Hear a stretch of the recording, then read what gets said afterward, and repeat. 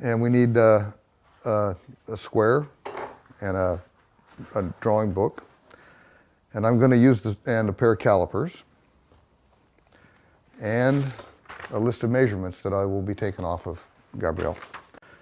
So the first thing I have to do is mark points on her head so that I can always be sure that when I'm measuring to the same places all the time, because I need to triangulate all these points. Before I begin that, I have to make my points on my model, and I use an eyeliner for that. The first point we're going to make is right here on the sternal notch.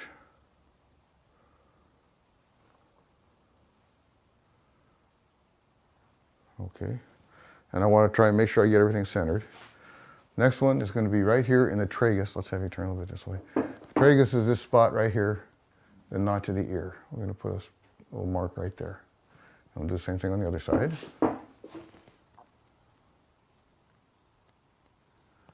Okay, now we're going to do a measurement.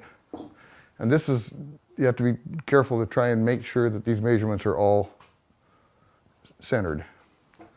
I'll put one right on her chin at the most prominent point of her chin, not underneath and not on top, but right there on the part that sticks out the furthest. Okay, and then we're going to put one right in the middle of her nose and make sure we get it centered. And we're going to put another one up here on the hairline and make sure that this is centered.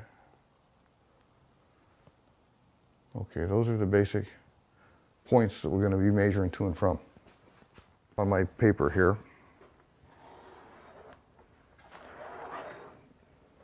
and this gives me a line to plot my measurements on, and this way, and this is just a baseline that I can always measure from up to the measurement itself.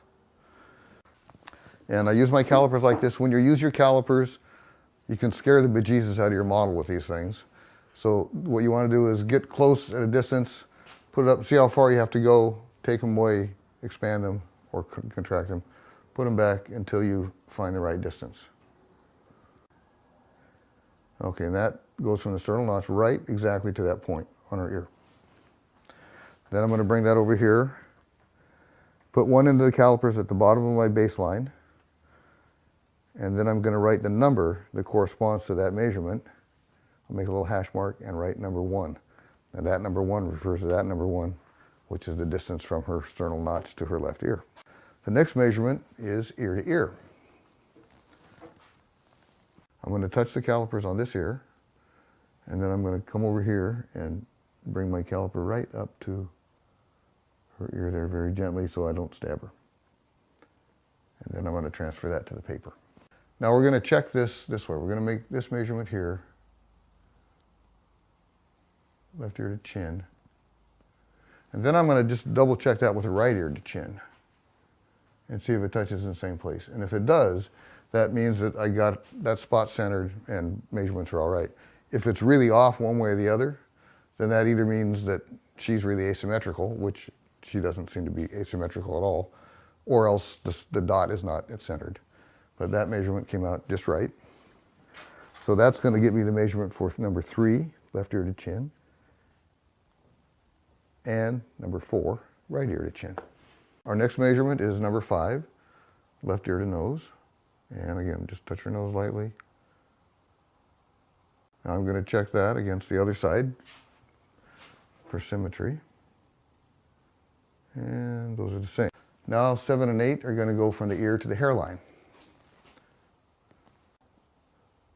on her ear, and I'll check the other side for symmetry. And that spot hits the same. Next measurement is number 9, and that's from the chin to the nose. So you go from this point. Okay. That's the number 9 measurement.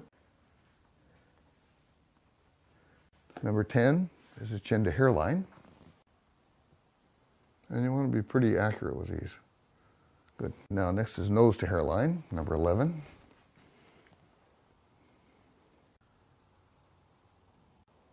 Okay. Our next measurement, we're going to measure from her chin to her mid-eyebrows.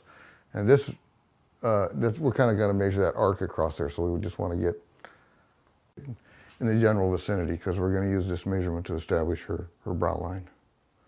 And it should be just right like that. So here, I want to measure from the inside conjunction of her eye to the other inside conjunction. And I don't want to actually touch her eyes with the caliper, so I'm going to get pretty close before I get up there.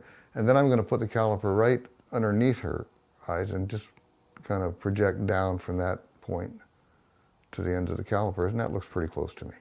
And the next measurement to the outside is going to be also to the conjunction. Now that's not the conjunction of the lid and this fat pad here. This is the actual conjunction of the two lids together that I'm looking for. So you can be deceived and end up measuring out here when what the measurement you really want is right there where the upper and lower lids conjoin. Just sort of project down visually from that corner to the end of the calipers, and that's pretty close. Now we're going to go from the outside of the eye, same spot, that conjunction to the tragus, just on one side. It's something we can use later to check. I'm going to put the caliper just not on it, just close. And that looks pretty close to the conjunction in her eye. And the next measurement is a really easy one. It's from this acromion process to that acromion process. If we were going to do a full studio portrait, bust portrait, we'd need that measurement. And the next measurement is out to the widest part of her deltoids.